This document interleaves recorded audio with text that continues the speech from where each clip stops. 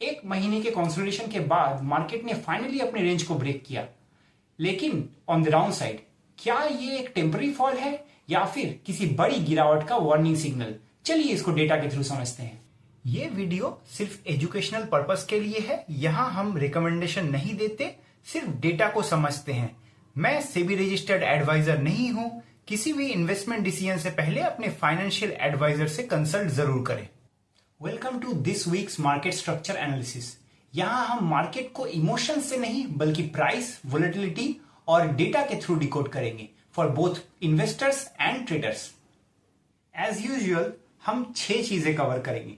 Nifty का support और resistance structure, volatility indicator VIX, sector rotation, कहां स्ट्रेंथ और वीकनेस है मार्केट में, FI positioning, cash and futures market में, derivatives data, open interest and put call ratio and finally possible scenarios for next week.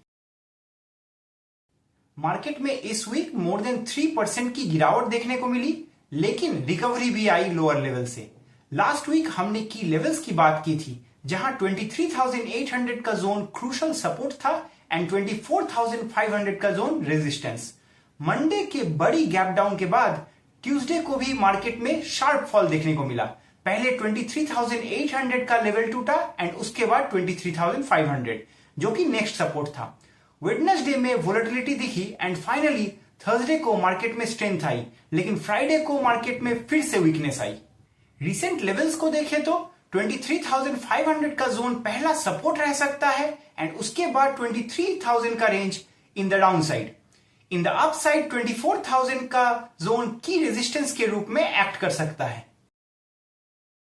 Volatility की बात करें तो Vicks में इस हफ्ते उछाल देखने को मिली है। टिपिकली विक्स में तेजी शॉर्ट टर्म में हायर वोलेटिलिटी एक्सपेक्टेशंस को इंडिकेट करती है।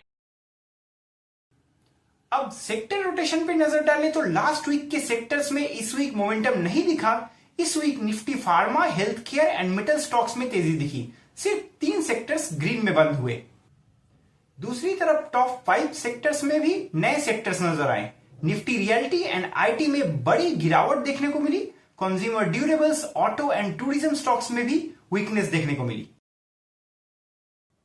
फॉरेन इंस्टीट्यूशनल इन्वेस्टर्स की कांस्टेंट सेलिंग कैश मार्केट में टिपिकली वीक सेंटीमेंट को इंडिकेट करती है। At the same time future positioning में स्लाइट पॉजिटिविटी दिख रही है, स्पेशली अगर हम लास्ट 2 दिनों का बाइंग देखें तो। अब ऑप्शंस डेटा पे फोकस करते हैं।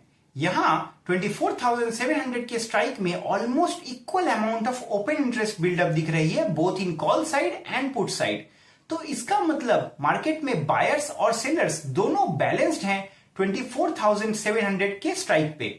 डाउन साइड में 23,000 के लेवल पर significant put open interest buildup देखने को मिल रहा है, जो जनरली सपोर्ट को इंडिकेट करता है, क्योंकि ट्रेडर्स ने वहां ज्यादा पुट राइटिंग की है। अपसाइड में 24,000 के लेवल पर कॉल ओपन इंटरेस्ट बहुत ज्यादा है, जो जनरली रेजिस्टेंस को इंडिकेट करता है, क्योंकि ट्रेडर्स ने वहां ज्यादा कॉल राइटिंग की है।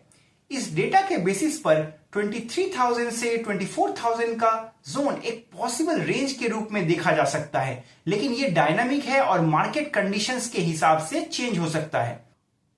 अब पुट कॉल रेशियो पे नजर डालें तो पीसीआर 0.89 है, जो हिस्टोरिकली एक न्यूट्रल बायस को इंडिकेट करता है।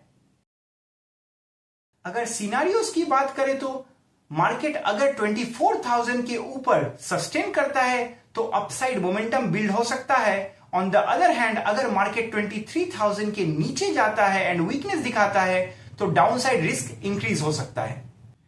क्रूड ऑयल प्राइसेस इस वीक ऊपर जाते हुए दिखे, जो कि मार्केट के लिए बड़ा नेगेटिव साइन हो सकता है, क्योंकि ये इकोनॉमी में इन्फ्लेशन को बढ़ा सकता है, जो कंपनीज के अर्निंग्स को नेगेटिवली इंपैक्ट कर सकता है। अगर क्रूड में गिरावट आती है तो ये मार्केट के लिए पॉजिटिव साइन हो सकता है।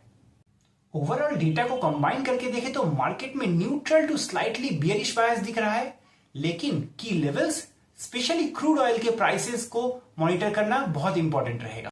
स्मार्ट इन्वेस्टर्स सिर्फ प्राइस एक्शन को नहीं देखते, वो economy, liquidity and macro trends को भी डिकोड करते हैं। अगर आपको ऐसे ही डेटा बैक्ड स्ट्रक्चर्ड एनालिसिस पसंद है तो लाइक करें, कमेंट करें और सब्सक्राइब करें।